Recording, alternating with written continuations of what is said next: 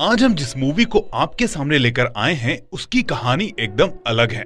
कहने को ये मूवी एक ट्रू स्टोरी पर बेस्ड है, लेकिन जब आप इसकी कहानी और थ्रिलर को देखेंगे तो ये आपके दिमाग को उड़ाकर रख देगा और आप बस यही सोचेंगे कि आखिर ऐसा कैसे पॉसिबल है।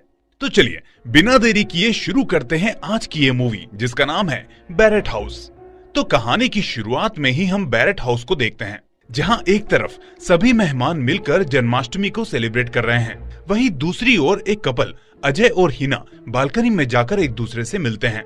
तभी अजय की भतीजी श्रेया वहां आकर अजय से हाइड एंड सीक खेलने के लिए कहती है, जिसके लिए अजय हाँ कर देता है। इतना सुनते ही श्रेया एक ड्रम के पास जाकर छुपने की कोशिश करती है। उसी समय वो घर के बाहर कुछ लोगों को हाथ में कैंडल लिए ग्रेवयार्ड जाते हुए देखती है। ये देखकर श्रेया उन्हीं के साथ आ जाती है और ग्रेवयार्ड जाने लगती है। ग्रेवयार्ड पहुंचकर उसे हाइड एंड सीक गेम की याद आती है और फिर वो वहीं एक जगह पर छुप जाती है। वो सोचती है कि उसके चाचू वहां आकर उसे ढूंढेंगे, लेकिन तभी अचानक पीछे से कोई आता है और श्रेया के सर पर अनगिनत वार करके बड़ी ही बेरहमी से उस छोटी सी बच्ची की हत्या कर देता है। वहीं दूसरी ओर हम श्रेया की फैमिली को एक सेल्फी लेते हुए देखते हैं, जिसमें उसके पिता अमित, माँ भावना, बड़ा भाई मल्हार और उसकी दादी होती हैं। अब अमित मल्हार से बाहर जाकर श्रेया और श्रुति को बुलाने के लिए कहता है। मल्हार को बाहर आकर श्रुति तो मिल जाती है, लेकिन श्रेया कहीं नजर नहीं आती, जिसके बारे में वो वापस आकर अपने पेरेंट्स को बताता है। ये सुनकर सभी श्रेया को बाहर आकर यहाँ वहाँ ढूंढने लगते हैं। कोई खबर नहीं मिलने पर अमित श्रेया के फ्रेंड्स और अपने रिश्तेदारों के यहाँ श्रेया को ढूंढने जाता है, लेकिन सुबह तक श्रेया के बारे में कुछ पता नहीं चलता। अब अमित और भावना अपनी बच्ची को लेकर काफी परेशान थे कि तभी वहाँ चर्च के फादर घबराते हुए आते हैं और श्रेया के बारे में अमित को बताते हैं। श्रेया के बारे में पता चलते ही अमित, भावना और मल्हार भागते हुए कब्रिस्तान जाते हैं, जहां उन्हें श्रेया की डेड बॉडी मिलती है। अपनी बच्ची को ऐसे देखकर भावना जोर जोर से रोने लगती है और उसकी बॉडी को घर ले आती है। तभी कुछ देर बाद हम वहां पुलिस को देखते हैं। इंस्पेक्टर अमित से कहता है कि आखिर किससे पूछकर तुम ये बॉडी घर लेकर आ गए? क्राइम स्पॉट पर अभी इन्वेस्टिगेशन होना बाकी थी।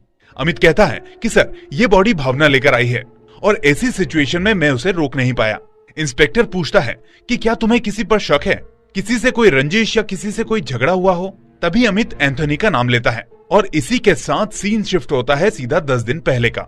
यहाँ हम देखते हैं एंथनी को, जिसका घर अमित के घर के पास ही है और उसके पास जैकी नाम का एक डॉगी भी है। अब कहने को जैकी एंथनी का कुत्ता था, लेकिन वो मल्हार की सारी बातें मानता था और उसी के साथ घूमता फिरता था। अब रोज रोज ये सब देखकर एक दिन एंथनी गुस्से से मल्हार से कहता है कि अगर तुम्हें जैकी इतना पसंद है तो अपने लिए एक नया जैकी ले आओ, लेकिन मेरे जैकी से दूर रहा करो। खैर, आगे हमें पता चलता है कि मल्हार तबला बजाने में काफी माहिर है, जिसकी वजह से अमित भी उसे उस्ताद बुलाता है और उससे काफी प्रैक्टिस भी करवाता है। तभी एक दिन एंथनी अमित के घर अपने मरे हुए जैकी को लेकर आता है और कहता है, तुम्हारे बेटे मल्हार ने मेरे जैकी को पत्थर से मार दिया। अमित एंथनी को समझाते हुए कहता है कि ये सब मल्हार नहीं कर सकता, क्योंकि वो खुद जैकी से बहुत प्यार करता था।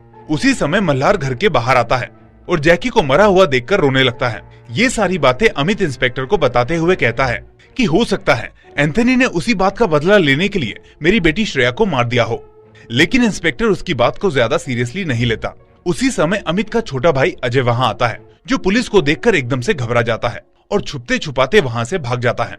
इसके बाद अब सीन 7 दिन पहले शिफ्ट होता है, जहां हम अजय को देखते हैं, जो अपनी माँ से घर के बंटवारे को लेकर झगड़ा कर रहा था। वो कहता है कि जल्दी से इस घर का बंटवारा करके मेरा हिस्सा मुझे दे दो, जिससे मैं सेटल हो सकूं। तभी उसकी माँ कहती है कि मेरे जीते जी तो मैं ऐसा नहीं होने दूंगी, क्योंकि तुम्हारे पिता ने बड़े ही प्यार से इस घर को बनाया। जिसके बाद अमित ने टैक्सी चलाकर दिन रात मेहनत करके इस घर को चलाया है। अब घर के बंटवारे की बात सुनकर अमित वहाँ आ जाता है और अजय को धक्का मारकर घर से बाहर निकाल देता है। दरअसल अजय हिना से शादी करना चाहता था, जिसके लिए उसे पैसों की जरूरत थी, ताकि वो अपना खुद का कोई बिजनेस शुरू करके सेटल हो सके। अब कहानी यहाँ से सीधा 3 दिन पहले शिफ्ट होती है, जहाँ हमें पता चलता है कि अमित अपने बच्चों में सिर्फ मल्हार से ही प्यार करता है। सभी के साथ होने पर जब श्रेया अमित से पूछती है कि पापा मैं किसके जैसी दिखती हूँ, तो अमित इस बात का कोई जवाब नहीं देता और उसकी इस बात को हंसकर टाल देता है। इसी बात को लेकर अब रात को भावना और अमित में झगड़ा होने लगता है। दरअसल बात यह है कि अमित श्रेया और श्रुति को अपनी बेटी मानता ही नहीं था। वो सिर्फ मल्हार और अपनी सबसे छोटी बेटी स्नेहा को ही अपने बच्चे मानता था। भावना ने कई बार अमित को इसके लिए समझाने की कोशिश भी की थी। खैर, अब सीन सीधा प्रेजेंट डे पर शिफ्ट होता है, जहां भावना श्रेया की बॉडी को पुलिस वालों को देने से मना करती है। वो सोचती है कि उसकी बेटी बस अभी उठेगी और उसके साथ खेलेगी, लेकिन तभी अमित वहां आता है और बड़ी ही मुश्किल से श्रेया की बॉडी को उठाकर पोस्टमार्टम के लिए पुलिस को दे देता है। अब कुछ दिनों बाद पुलिस अजय को ढूंढ लेती है और उसके साथ साथ एंथनी को भी पुलिस स्टेशन लाकर पूछताछ करने लगती है। तभी हीना वहां आकर पुलिस से कहती है कि उस रात जब अजय और मैं एक साथ थे तभी मैंने श्रेया को घर से बाहर जाते हुए देखा था। उसकी ये बात सुनकर फिलहाल पुलिस अजय को छोड़ देती है, लेकिन एंथनी से पूछताछ जारी रखती है। तब एंथनी बताता है कि उस रात जब मैं और मेरी बीवी ग्रेवयार्ड गए थे तो वहां हमने श्रेया को भी देखा था। मैंने ही श्रेया को छुपाने की जगह बताई और फिर हम सब वहां से निकल आए। श्रेया के बारे में मैं भूल ही गया। और वैसे भी सर, उस छोटी सी बच्ची को मारकर मुझे क्या ही मिलेगा। उस तरह भावना खुद को संभालने की कोशिश कर रही थी। वो बड़ी ही मुश्किल से घर के काम कर पा रही थी, लेकिन तभी अचानक भावना को सीढ़ियों के पास अपनी दूसरी बेटी श्रुति की बॉडी दिखाई देती है। ये देखकर अब भावना एकदम से सदमे में आ जाती है और पागलों की तरह रिएक्ट करने लगती है। एक ही पल में वो हंसती है और फिर रोने लगती है। तभी ऊपर देखने पर उसे अजय दिखाई देता है। और फिर क्या था, इस बार पुलिस अजय को सीधा लॉकअप में डालकर उससे अच्छे से पूछताछ करने लगती है, लेकिन अजय बार बार खुद को निर्दोष बता रहा था।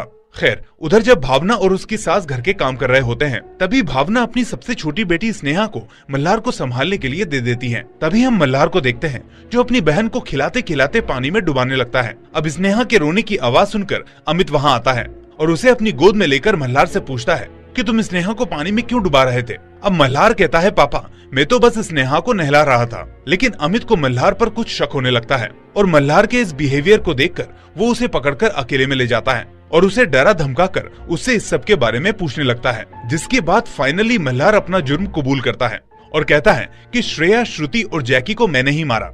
ये सुनकर अमित एकदम शॉक्ड हो जाता है और उससे उनको मारने की वजह पूछता है। मल्हार कहता है, पापा आप ही तो मम्मा से उस दिन कह रहे थे कि श्रेया और श्रुति मेरी बहनें नहीं हैं।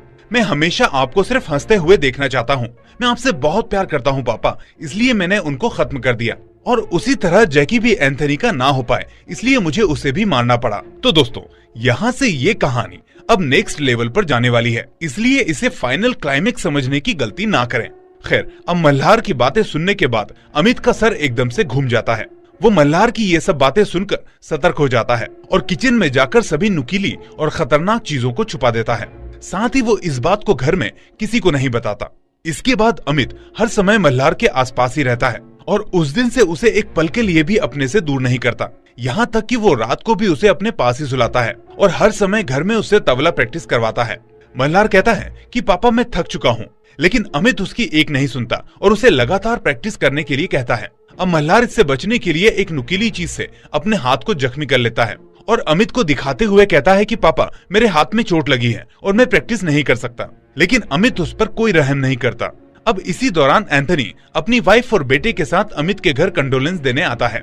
तभी बातों ही बातों में मल्हार एंथनी के बेटे को किचन में लेकर आता है और जल्दी से चाकू ढूंढने लगता है, लेकिन वहाँ उसे कोई भी चाकू नहीं मिलता। जिसके बाद वो उस बच्चे को सीढ़ियों से धक्का देने के बारे में सोचता है, लेकिन नीचे सीढ़ियों पर दादी को देखकर उनके जाने का इंतजार करने लगता है। तभी उस तरफ अमित को मल्हार की याद आती है और वो जल्दी से एंथनी के बेटे और मल्हार को ढूंढते हुए उसके पास आता है और एंथनी के बेटे को उसे सौंपकर उसे घर जाने के लिए कहता है। अब एक दिन एंथनी किसी काम से बाहर गया हुआ था और पीछे से उसकी वाइफ सोफिया अपने बच्चे के लिए मैगी बनाकर उसे घर में ढूंढने लगती है। तभी अचानक उसे एक बक्से में अपने छोटे से बच्चे की बॉडी मिलती है, जिसे देखकर सोफिया एकदम से हैरान हो जाती है और उसके चीखने की आवाज सुनकर अमित समझ जाता है कि मल्हार ने एंथनी के बच्चे को भी मार दिया है। तभी अमित मल्हार को एक रूम में ले जाकर उसे फांसी लगाने की कोशिश करता है, लेकिन वो भी एक बाप था इसलिए वो ऐसा नहीं कर पाता। इसके बाद पुलिस वाले अमित के घर आकर उसी पर शक करने लगते हैं कि तुम्हें लगा एंथनी ने तुम्हारी बेटी को मारा तो तुमने उसके बच्चे को मार दिया। अब तक अमित पूरी तरह से टूटकर बिखर चुका था, इसलिए फाइनली वो पुलिस को सब सच बता देता है कि ये सारे कत्ल उसके बेटे मल्हार ने किए हैं। अब मल्हार से पूछताछ होने पर वो अपना जुर्म कबूल कर लेता है। अब ये सब सुनकर सभी के एकदम से होश ही उड़ जाते हैं। अब पुलिस वाले मल्हार को एक साइकेट्रिस्ट सेंटर में डाल देते हैं। यहाँ पहुंचकर मल्हार एकदम शांत हो जाता है, किसी से बात नहीं करता। तभी एक दिन डॉक्टर नारायण मल्हार की पीठ पर जख्मों के निशान को देखते हैं। डॉक्टर मल्हार से पूछता है कि ये तुम्हारे साथ कैसे हुआ, क्या किसी ने तुमको मारा है या ये सब तुमने खुद किया है? लेकिन मल्हार डॉक्टर की बात का कोई जवाब नहीं देता। इसी बीच मल्हार वहाँ एक डब्बू नाम के बच्चे से दोस्ती कर लेता है। अब बात करें डब्बू की तो वो बिना दिवाली के ही एक दिन अप्रैल के महीने में दिवाली मनाने लगता है और पटाखों की जगह कार और बाइक को ही जला डालता है, क्योंकि वो रोहित शेट्टी का बहुत बड़ा फैन था। वहीं एक दिन सेंटर की वार्डन देखती है कि वूल बनाने की एक सुई गायब है और सीसीटीवी के जरिए सबको पता चलता है कि वो सुई मल्हार ने ही चुराई है। अब उसी सुई से वार करके वो डब्बू को भी मार देता है और उसकी बॉडी को झूले पर लाकर ऐसे बिठा देता है जैसे वो सो रहा है। लेकिन अगले ही पल हम देखते हैं कि मल्हार ने अभी तक डब्बू को मारा नहीं था, बल्कि उसके दिमाग में डब्बू को किस तरह मारना है उसकी प्लानिंग चल रही थी।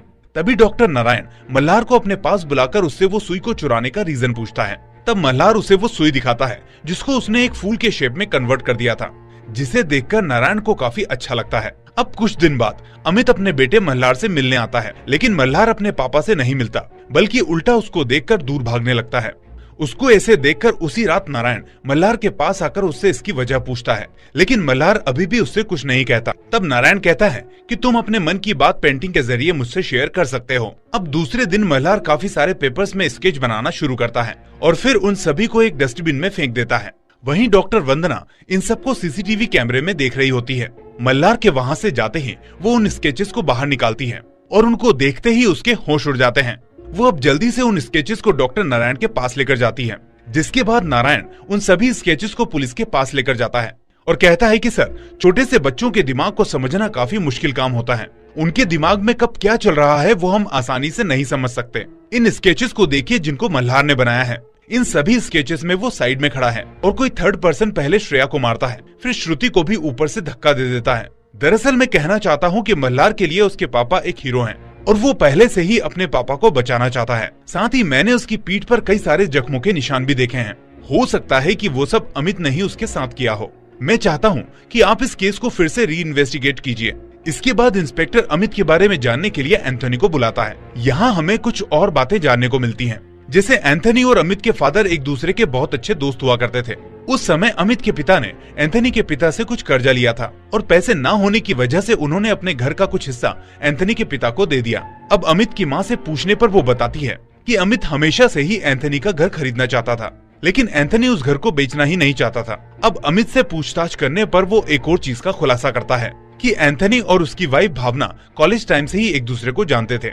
अब अमित टैक्सी चलाता था, जिसकी वजह से उसे काफी समय तक घर के बाहर रहना पड़ता था और उसे शक है कि भावना और एंथनी का आपस में चक्कर चल रहा है और श्रेया और श्रुति उसके नहीं बल्कि एंथनी के बच्चे थे। अब भावना से पूछने पर वो बताती है कि मैंने कई बार अमित को इसके बारे में समझाने की कोशिश की कि ये सब सिर्फ उसका वहम है, लेकिन उसने कभी मेरी बात नहीं मानी। अब फाइनली इंस्पेक्टर सभी को मल्हार के वो स्केचेस दिखाता है, जिनको देखकर अब भावना को भी अमित पर शक होने लगता है कि शायद अमित ने ही उसकी दोनों बेटियों को मारा है। जिसके बाद अब पुलिस अमित को गिरफ्तार कर लेती है और मल्हार को रिहा कर देती है। अब कुछ दिनों बाद जब भावना अपने कपड़े सुखा रही थी, उसी समय मल्हार अपनी छोटी बहन स्नेहा को गोद में खिला रहा था। अब खिलाते खिलाते मल्हार स्नेहा को एक कुएं के पास ले जाकर उसे कुएं में फेंक देता है। अब ये सीन भावना ने अपनी आंखों से देखा था, इसलिए वो ये सारी बात पुलिस को बताती है, जिसके बाद पुलिस अमित को रिहा कर देती है।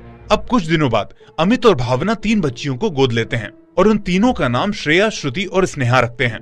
उस हादसे के बाद से मल्हार कभी किसी को नहीं मिला और एकदम से गायब हो गया। मतलब असली कातिल मल्हार ही था। वो अच्छे से जानता था कि सेंटर में सभी जगह सीसीटीवी कैमरे लगे हुए हैं और वो सभी उस पर नजर रखे हुए हैं, इसलिए उसने पहले ही दिन से प्लान बनाया और खुद को भोला भाला दिखाना शुरू कर दिया। वो जानबूझकर अमित को देखकर वहाँ से भागने लगा। साथ ही उसने वो स्केचेस भी यही सोचकर ड्रॉ किए कि इन्हें देखकर सभी को अमित पर शक हो और जब कभी भी उसे गुस्सा आता तो वो खुद को हर्ट करता, इसलिए उसके वो जख्म बने। और इसी के साथ इस ट्रू स्टोरी का होता है दी एंड।